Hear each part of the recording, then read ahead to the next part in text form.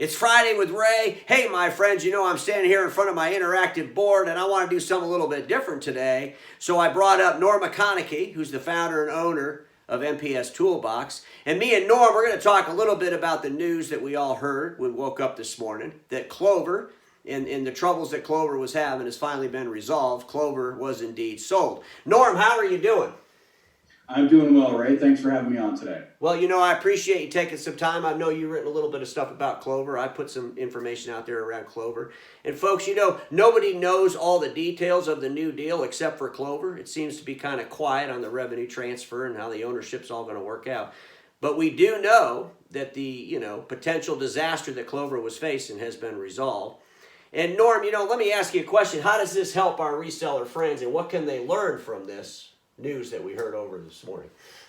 Well, I think it's a real wake-up call for those that are, hopefully looking and thinking that their business is going to come and be saved, let's say, by a white knight investment company that might come around and pay exorbitant amounts of money for players in the industry. The fact that this deal, probably no matter how you slice it, means that what the value of the investment in Clover by 4L Technologies was a few years ago is much, much less today. So I think there's a lot of investment folks in private equity and rollout companies, or roll-up, I should say, that are really, really considering their investments today and wondering, where is this industry headed? Yeah, it seems like, picking up something when it's in trouble is not really a good investment, unless it is a good investment for the future. But we hear a lot of the same language I noticed in the article that Clover published on their website. I think the Imaging Channel has some information out there as well. But we're still talking about managed print services and how that's going to save this industry. And we're talking about all the things that we were talking about in 2000, 1990. Times have shifted. I'm not a big proponent, and I criticize the articles where we see managed print service will be a $50 billion industry. I saw a slide the other day that said it was going to be $59 billion by the year 2025. And reclassifying revenue that these players are already getting is not net new business. It's just taking a transactional piece of business and making it a contractual piece of business. And quite frankly, the Imaging Channel has not been able to do it in the smallest part of the SMB space since it started. It's never been able to do it. So you bring up a good point, Ray, and I think that we've been at MPS for 15 years, almost 20 years now. It's your name in the industry. Yeah, it's in the name MPS Toolbox, and I've been at it since the early days in founding Printfleet in 2002, 2003. But really, when you're looking at 2019 and this deal had just closed, and you look at the leadership at Clover and say, well, what's the way forward? What are you going to do? Yeah. And if their way forward is to talk about managed print services is the way of the future, I talk to dealers every day, and I think that you're either wildly successful at MPS now, or you're not. There's nothing new that I believe that Clover is going to do to change the train that is MPS. It's been marginally successful. Uh-huh. It frankly has no place in accounts that are less than, let's say, 20 or 30 or 40 employees.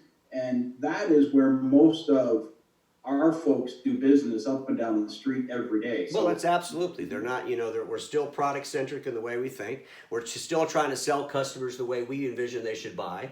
And, one of the reasons that I was excited to put you on the Tester platform was the e-commerce piece. I just got back from an OPI meeting in Chicago.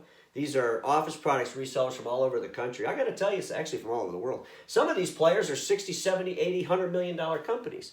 And so a lot of times in the Imaging Channel, we looked at that space as, oh, well, they're not like us. They really don't know how to sell. They're just a bunch of office supply people. I got to tell you something. They've been selling the Imaging Channel's customers toner to the tunes of billions of dollars because the Imaging Channel refused to give them a transactional component in the deliverable. And so we're trying to get everybody to go to contract when the money is really, there's tons of it in transactional business. We have to learn how to do transactional and make money. Ray, where our businesses and our industry has been focused on managed print so much, and that's probably a large part of my frustration in a conversation like this, is to say, let's focus on MPS. Well, while this industry has been focused on MPS for the last 10 years, little companies like Amazon and CDW and Office Depot have kind of come around and eaten the lunch of the industry and taken away that transactional business. and we still continue to think that, MPS is going to lead us to a promised land somehow. It's not. The world has passed MPS by. It really looks at how do people transact every day in business, same way they do in their personal life. They go online, Absolutely. they click, they buy stuff. And if you don't offer that solution and you're trying to be appealing to a customer that's, let's say, under 30, 40, 50 years old, pick your number, Yeah. they're not going to bring you on as a customer if you say, the way you buy supplies from me is you phone me or email me. That does not work in 2019. No, I agree. And I would, the only other thing I want to bring up, and I know that you used to do remanufacturing. I was part of that industry when I was with KK a while back. But I got to tell you something. We continue to hear the people that are in remanufacturing calling the alternative new build a clone. And it's like the bad word. It kind of reminds me of when the remanufacturers were called drill and fillers. That was the bad thing that the OEMs would say about them. They're drill and fillers, drill and fillers. Folks, we got to stop using the word clone, because there's a place for new builds, and new build business is a huge business. And there's players like Nine Star, there's players like Pritright that are in that business and in it very deep globally. And for to run around and call all these things clones is really kind of a disservice to that industry that's going to exist with remanufacturing. I believe remanufacturing will be around as long as there's cartridge-fed machines. The problem is it's not a growth engine that we're going to build some mega billion-dollar business in it. And but the new builds are a threat to the remanufacturers, and the new builds are a threat to the OEMs. Quite frankly, you certainly have to respect the new build IP that they have. Absolutely. Obviously, the large OEMs like Canon have tried to take them to task through the court to say these products don't, they'll say they're clones and they're infringing on IP, and yet that's not been the case. I did pick up on the fact that the folks at Clover were saying we spend more on R&D than all of our competitors combined.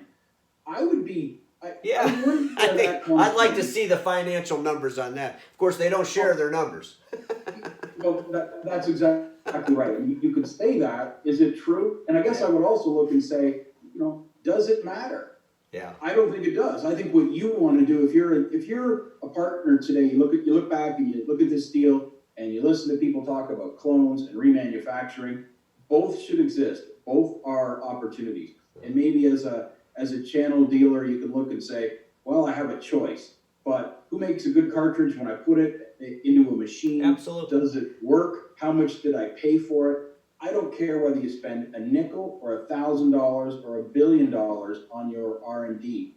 I don't care. I just want the thing to work at a good price. Yeah, and are you, if you're violating patents, that's a whole nother issue. And obviously there's some players that are bad players, but there's a whole lot of players that are good players. There's a whole lot of players that are embedded inside our channel that are new builds.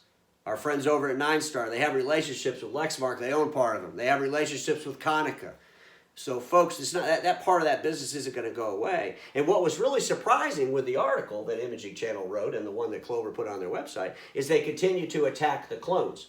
Because it seems to me that the better business decision would have been, hey, we're going to save this company.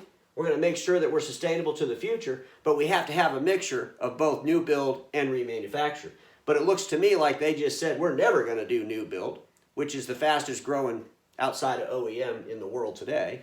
We're going to hone in on what really just didn't work out. And I don't get it.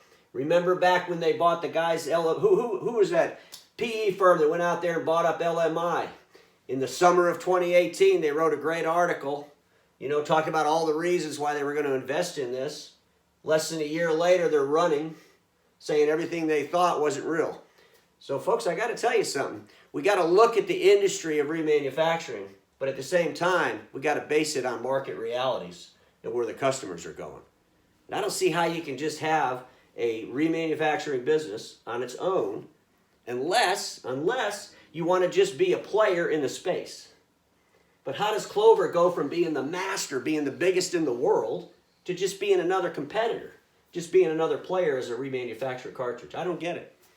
But Ray, you bring up a good point, and that is, at the heart of remanufacturing is a collection of empty toner cartridges, and Clover has built it to a scale that should be applauded on one hand. On the other hand, you've opened up a giant tap. It's really hard to turn that tap off. they have to take back and continue to get, tens of millions of cartridges on on an annual basis. And if they're not remanufacturing all of those cartridges, there's certainly nobody else out there that has the scale that's going to buy their empty cartridges from them. So that is one of the reasons why I look at that model and think it really has a tough time adjusting their costs and being nimble to the market reality. So in other words, if there's no reason to think that the aftermarket business is a growth industry today. There's no reason to think that. No, I would agree with that. Yeah. So if it's going to decrease by 20% in the next, let's say, 2 or 3 years, if that's the number, can that remanufacturer adjust itself and its size and its operations to work within that new reality? And that's why I think that new build clones, it's almost like potato chips, as the old saying said, eat all you want, we'll make more. That's the way a new build worlds can work.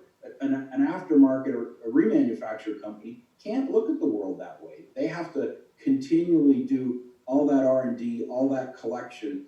A tremendous amount is invested into that, that the other manufacturers or new build manufacturers just don't have to be concerned about. Well, and quite frankly, what are they doing with the ones that they don't remanufacture? I mean, I've always asked that question, but I've never really gotten an answer. I think it was last year Clover announced that they collected, X millions of cartridges. It was in the teens, and they sold X millions of cartridges, but it was half as many as they were collecting.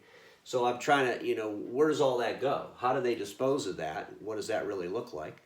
And the bottom line is, when you look at the new build business model in China, especially in China, those companies are poised to actually become the manufacturers to the OEMs because they figured out how to make a new cartridge cheaper than the OEMs are doing it.